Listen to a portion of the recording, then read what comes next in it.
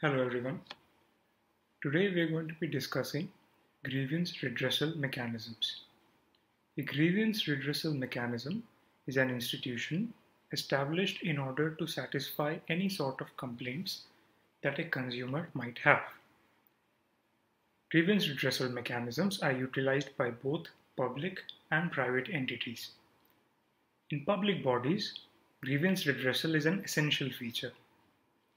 Just like their private counterparts, public bodies also provide goods and services.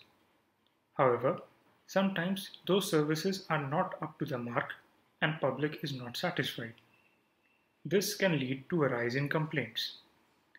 Refusal or inability to redress these complaints can lead to disaffection among citizens and voters. This disaffection can eventually snowball into reduction of a regime's legitimacy and sovereignty. Therefore, all governments build such institutions so that they can ensure timely redressal of grievances and complaints. Grievance redressal mechanisms are not exactly a modern creation. Its origins can be traced back to antiquity. This was because even in the ancient times, when kings ruled, public opinion mattered when it came to policy making. The epics of India, such as Ramayana and Mahabharata, show us that the king often deferred his decision to the wishes of the public. In Kautilya's Arthashastra, the author recommends the king to always keep in mind the public's wishes and welfare. He is expected to keep in mind the public opinion and respect it. He is to appoint officers in every bhukti or division whose sole purpose was to keep track of people's grievances and report them. The king is also to appoint spies so that he can keep track of who in his kingdom is disaffected. The officers appointed by him also took grievances from chiefs of shrenis, which used to refer to the guilds of ancient times. Shrenis referred to guilds. These guilds were essentially conglomerates of merchants, traders, artisans, or farmers. These institutions were self-sufficient communities, and they carried both executive and judicial force. The shrenis had their own representatives, and every time there was a grievance, these representatives would report to an officer appointed directly by the king. In case the officer couldn't resolve the matter, it would be brought straight to the king. The Buddhist Jataka tales tell us that some shrenis also had the power to resolve personal and family disputes. In ancient Greece, Aristotle recommended establishing separate courts for grievance redressal. These courts were completely separate from the executive, which was led by the king. Any individual who had any grievances was free to approach these courts. The ancient method had several drawbacks, because of which there were constant rebellions and violent civil wars. Owing to the fact that the most important system of polity at that time was monarchy, the king almost had unlimited powers.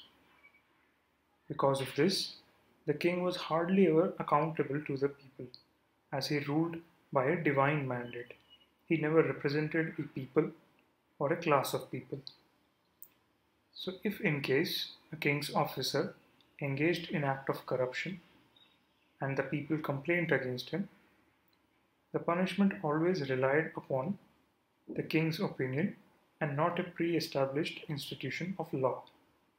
Because of this lack of accountability, the only way a king would ever listen to his subjects was due to the constant threat of armed rebellions. In 18th century Europe, the era of enlightenment began. This phase of history saw people taking great interest in knowledge, especially knowledge of the scientific method. Books and essays of intellectuals started getting extremely popularized, thereby raising the political consciousness of the masses. These enlightened masses led several political revolutions. These revolutions changed the level of politics that used to be practiced. Due to this, modern nation-states started to emerge. These nation-states ruled in the name of law and not of a king. These nation-states were accountable to the people, and the leaders were elected by the masses. These states ensured that people's grievances are recorded and redressed, so as to keep the state legitimate. First of these methods was the universal adult franchise, according to which every adult citizen, was entitled to vote.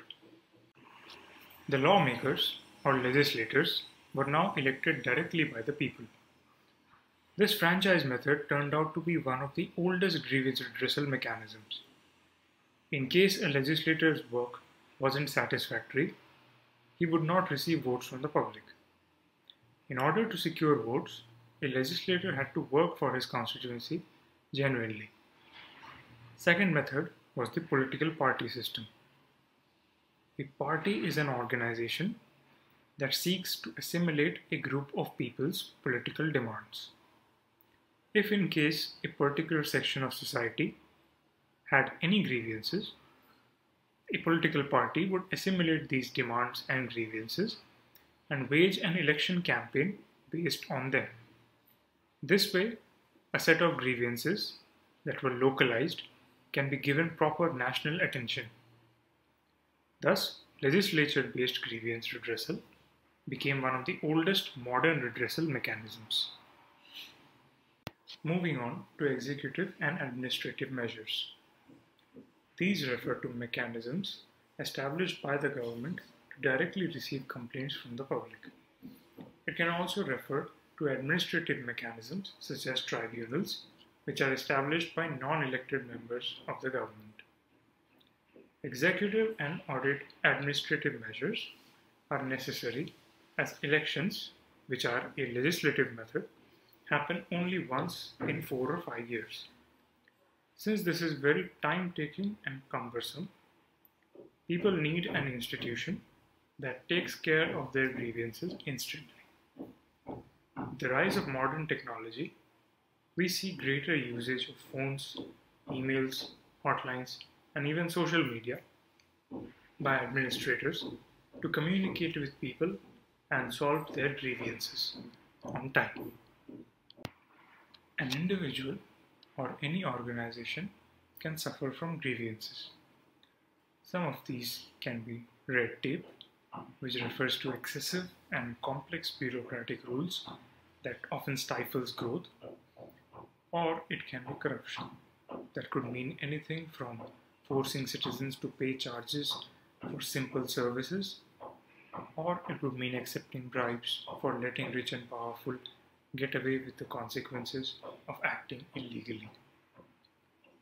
Government of India has established a Department of Administrative Reforms and Public Grievances specifically for this task. This organization takes any sort of complaints a citizen might have, except for the ones that are sub judice. This means that any case that is pending in a court of law cannot be heard by any governmental department. Now let us study the procedure that a grievance redressal mechanism follows. First of all, the citizen who has a complaint lodges a complaint with the concerned ministry or department. After the ministry receives that department, it goes to the Director of Public Grievances, who makes an assessment. While making the assessment, the director decides whether that complaint pertains to the ministry or department or not. If yes, then the complaint is sent to the sub-organization or its attached office. If it is not pertaining to the ministry, then the application is returned directly to the applicant who had originally sent the complaint. Or the complaint can also be sent to the nodal agencies which forwarded the grievance. The ministry to which it pertains sends it to the sub-organization or the attached office, which in turn returns it to the concerned ministry after making an assessment.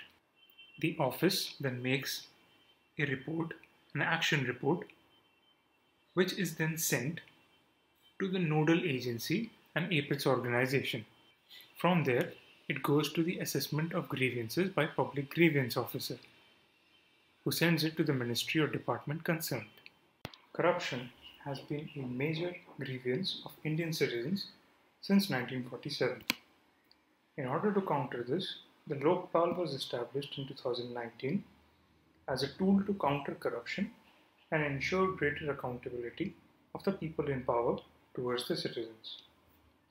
Lokpal is the first institution of its kind in independent India, and it was established under the Lokpal and Lokayuktas Act of 2013 to inquire and investigate into allegations of corruption against public functionaries who fall within the scope and ambit of the above Act. The Lokpal is committed to address concerns and aspirations of the citizens of India for clean and open governance. It shall make all efforts within its jurisdiction to serve the public interest and endeavors to use the power vested in it to eradicate corruption in public life. Now let us understand the functioning of the Lokpal. Lokpal has jurisdiction to inquire into allegations of corruption against anyone who is or has been Prime Minister or a Minister in the Union Government, as well as officials of the Union Government under Groups A, B, C and D. Chairpersons, members, officers and directors of any board, corporation, society or autonomous body which is partly or wholly funded by the Union Government can also be investigated.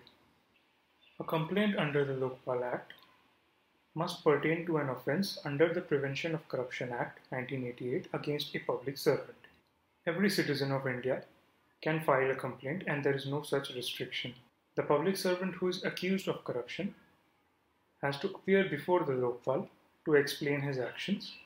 The Lokpal then refers the complaint to the Central Vigilance Commission or CVC. The CVC sends a report to the Lokpal regarding officials who falls under Group A and B and proceeds as per the CVC Act against those in Group C and D. The inquiry wing has to complete its inquiry within 60 days. The bench shall consider the inquiry report and then decide whether it should proceed with an investigation. The Lokpal is vested with the power of search and seizure and has also powers under the Civil Procedure Code for the purpose of conducting preliminary inquiry and also has the power of attachment of assets. Thank you for this. Now let us solve a couple of MCQs. Question 1. Which ancient text of India recommends that the king should appoint officers to look into people's grievances? Is it A. Gautama Dharma Sutra, B. Jatakas, C. Arthashastra by Kautilya, or D. Brihaspati Dharma Shastra? Correct answer is C. Kautilya's Arthashastra. Arthashastra was a Sanskrit language text written in about 300 BC. It was a remarkable text which was focused solely on the art of governance. Kautilya recommends that every king should appoint officers whose sole duty will be to communicate people's grievances with him, with the king.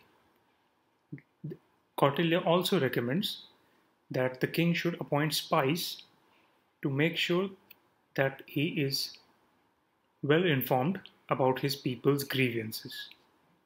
Question number 2. Lokpal has the power to investigate A. Prime Minister unless it concerns matter of foreign affairs, B. Group A, B, C, D government personnel, C. Judges, or D. All of these. Correct answer is all of the above options. Lokpal has the jurisdiction to inquire into allegations of corruption against anyone who is or has been Prime Minister, a Minister, Member of Parliament, officials of Union Government, as well as government personnel such as of those of Group A, B, C and D. Every public servant, irrespective of his position, can be investigated by a Lokpal. However, the Prime Minister cannot be investigated in case the charges that are being made are related to foreign affairs, internal security, public order, atomic energy, and space.